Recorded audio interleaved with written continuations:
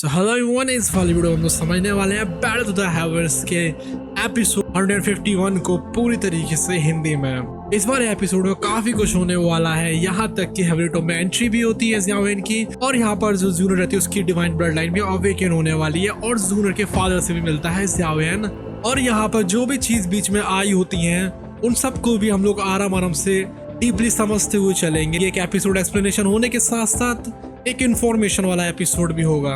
यहाँ पर हम लोग को दिखाया जाता है गुक्लैन को, जहाँ पर कि अभी अभी जो ज़ियाओयेन रहता है उसने फाइट करी थी जो यहाँ पर गुक्लैन का जीनियस होता है उससे, उसकी वजह से। लेकिन जो ज़ियाओयेन रहता है उसको काफी ज्यादा चोटें लग गई थी, लेकिन उस दोनों के सामने दिखाता है कि उसको कुछ भी चोट नहीं लगी है। तभी वहाँ पर ओल्डर तोंगजुआन आ जाते हैं जो कि हाफ सेंट लेवल पर है। वो यहाँ पर कहते हैं कि जो ज़ियाओयेन है वो यहाँ पर जीत चुका है। उसके बाद जो ज़ियाओयेन रहता है वो जूनर के सामने आ जाता है। जूनर पूछती है उससे कहीं तुम्हें कुछ बिल्कुल भी चोट मोट तो नहीं लगी ना?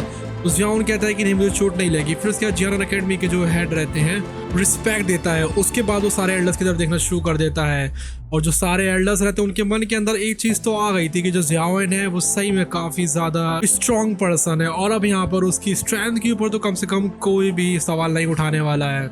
उसके बाद जो जूनर रहती है उसको बुला लेते हैं तोंगजुआन एल्डर, जिससे कि वो अपनी ब्लड लाइन टेस्ट को दे सके। जूनर उनके पास में आ जाती है और एल्डर तोंगजुआन उससे कहते हैं कि चलो तुम्हारा ब्लड लाइन टेस्ट शुरू करते हैं। लेकिन जो जूनर रहती है वो तो गुस्से में देखने में लगी थी तोंगजुआन की तरफ। तोंगजुआन कहते हैं कोई बात नहीं, ज़ियाओयेन ने यहाँ पर फाइट कर ली है, अच्छी बात है, उसने यहाँ पर फाइट करी है, इससे तो अब उसके ऊपर कोई भी सवाल नहीं उठाएगा, उसने अपनी स्ट्रेंथ को प्रूव जो कर दिया है। लेकिन जूनर कहती है कि इसके बाद तो कोई यहाँ पर कुछ भी नहीं करेगा ना ज़ियाओयेन के साथ में।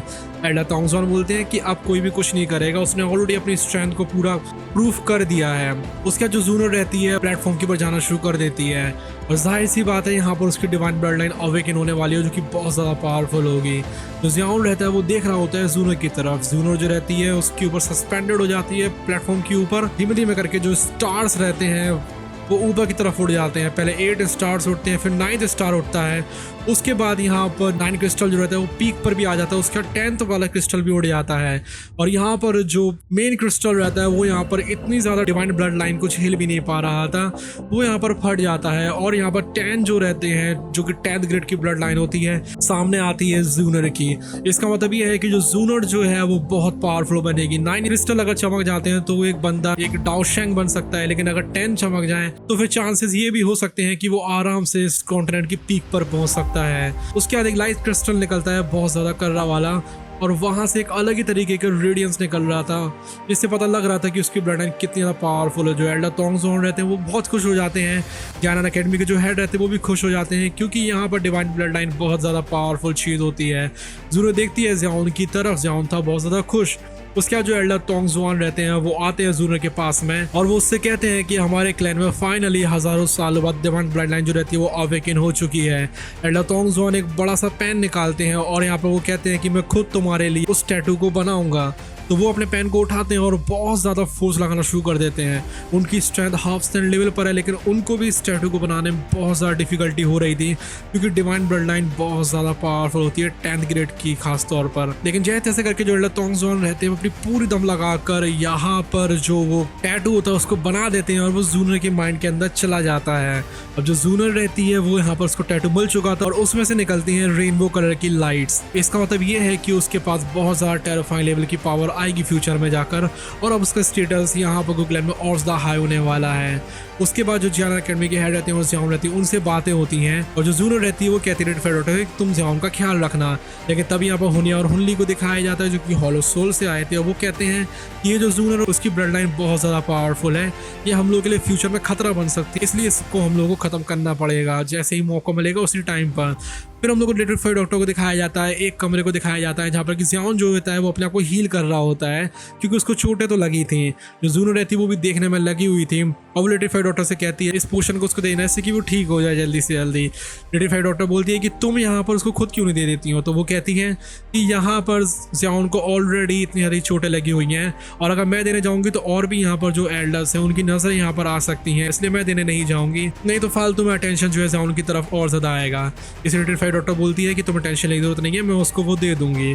तो ज़ियाओयेन रहते हैं वो अंदर हील होने में लगा हुआ था, और जल्दी वो हील हो जाएगा। उसके बाद यहाँ पर एल्डर हॉल का सीन दिखाया जाता है, जहाँ पर एल्डर तोंगजुआन होते हैं और बाकी एल्डर्स होते हैं। वो सब लोग कह रहे थे कि जो ज़ियाओएन है उसको हम लोगों को अंदर नहीं जाने देना चाहिए, क्योंकि यहाँ पर जो ज़ियाओ क्लैन है वो ऑलरेडी खत्म हो चुका है, तो इसलिए हम लोगों को यहाँ पर ज़ियाओ क्लैन के भी स्पॉट्स को ले लेना चाहिए, जैसे कि हम लोग हमेशा से करते हुए आ रहे हैं। इसलिए हम लोग के पास इस बार भी 6 स्पॉट्स होने चाहिए। और जाहिर सी बात है ये लोग बहुत ज़्यादा गलत कर रहे थे, हज़ारों सालों से ज़ियाओ क्लैन के स्पॉट्स को लेते हुए आ रहे हैं। इतने सालों बाद कोई आया है तो ये लोग अभी भी नहीं छोड़ रहे हैं उसको। जो जूनो रहती है वो अंदर की तरफ आती है, सारे एल्डर्स की तरफ देखती है कि तुम लोगों के अंदर थोड़ा बहुत दिमाग बचा भी है कि नहीं बचा है। यहाँ पर तुम लोग ऑलरेडी इतने ज़्यादा शेमलेस हो चुके हो कि इतने सालों से तुम लोग फायदा उठा रहे हो ज़ियाओ क्लैन के स्पॉट्स के, और हमारे क्लैन को फायदा हो रहा है। और अब यहाँ पर ज़ियाओएन आया है हेवनली टॉम में अंदर जाने के लिए, तो तुम लोग उस स्पॉट को भी उसको लिए नहीं छोड़ रहे हो। तब यहाँ पर तोंगजॉन बोलते हैं, बाकी लोग बोलते हैं कि क्या तुम्हें यहाँ पर गू क्लैन की नहीं पड़ी है, बल्कि तुम गू क्लैन की लड़की हो। तभी वो बोलती है मुझे पड़ी है, और इसलिए तो मैं यहाँ पर इतना ज़्यादा जो हम लोग को ज़ियाओ क्लैन ने सपोर्ट दिया है उसको बदले में सपोर्ट देना चाह रही हूँ। मुझे पता है कि हमारा गू क्लैन बहुत अच्छा क्लैन है, और इसलिए हम लोगों को जो सपोर्ट मिला है उसके हम लोग थैंकफुल हैं, और इसलिए हम लोग इस स्पॉट को वापस लौटा देंगे। तभी जो एल्डर रहते हैं वो नहीं मान रहे होते, वो कहते हैं ये एल्डर हॉल है और तुम यहाँ पर आकर ऐसे कुछ भी नहीं कर सकती हो। तभी वो बोलती है कि जो 10th ग्रेड की ब्लड लाइन है इसको तुम लोग तबाह होते हुए देखना चाहते हो, तुम लोग नहीं चाहते हो कि यहाँ पर ये जो ब्लड लाइन है सेफ रहे, इसको मैं सेफ रखूँ।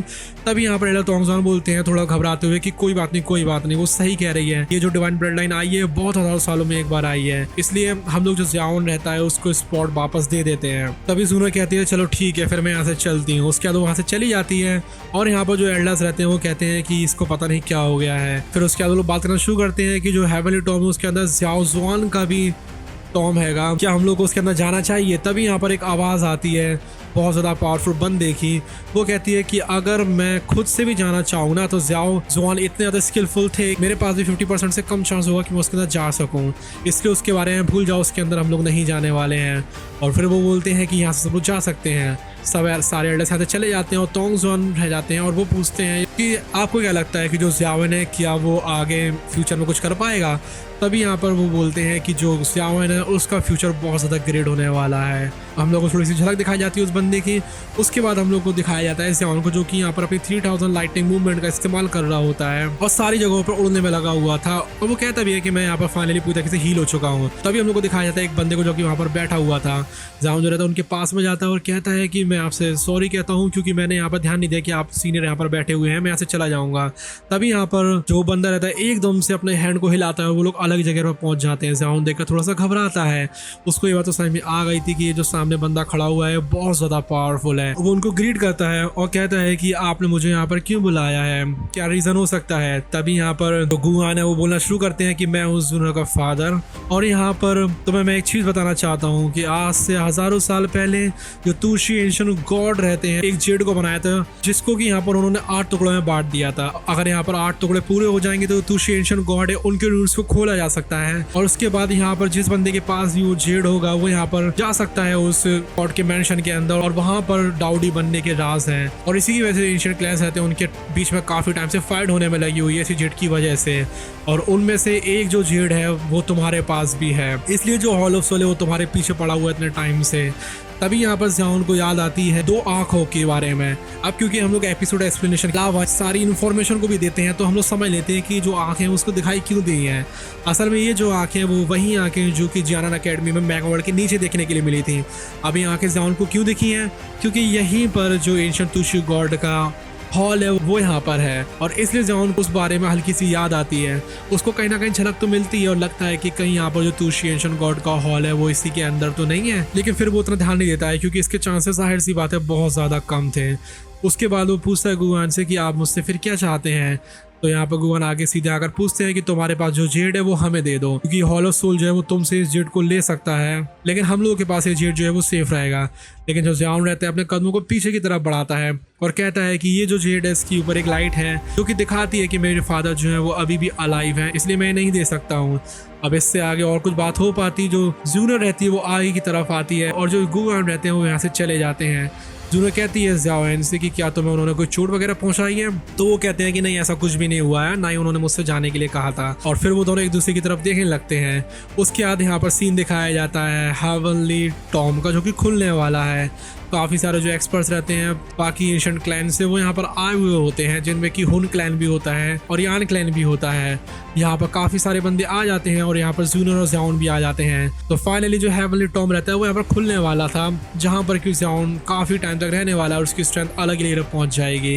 यहाँ पर हम लोग को होने और हुनली को भी दिखाया जाता है, बाकी बंदों को भी दिखाया जाता है जो कि ज़ाउन की तरफ देख रहे होते हैं। जूनर ज़ाउन से कहती है कि तुम्हें यहाँ पर होने और हुनली से केयरफुल रहना पड़ेगा, क्योंकि यहाँ पर वो दोनों जो हैं वो काफ़ी ज़्यादा खतरनाक हो सकते हैं तुम्हारे लिए, क्योंकि जाहिर सी बात है वो लोग हॉलो सोल्स हैं। ज़ाउन कहता है कि हाँ मैं बिल्कुल केयरफुल रहूँगा। उसके बाद जो एल्डर तोंगजुआन रहते हैं वो आग की तरफ आ जाते हैं। वो कहते हैं कि हेवनली टॉम जो है उसके अंदर वो टाइम की स्पीड है वो 6 गुना कम है। अगर तुम आधा साल बिताते हो बाहर की दुनिया में तो वो अंदर की दुनिया के 3 साल के बराबर होगा।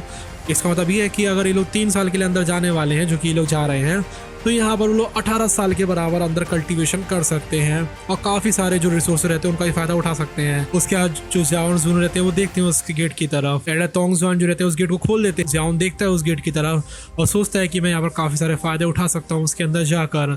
उसके बाद वो इंतज़ार नहीं करता है, उसके अंदर चला जाता है। और हुनली और जो हुनली रहते हैं उनके फेस के ऊपर एक अलग ही तरह का खतरनाक लुक था।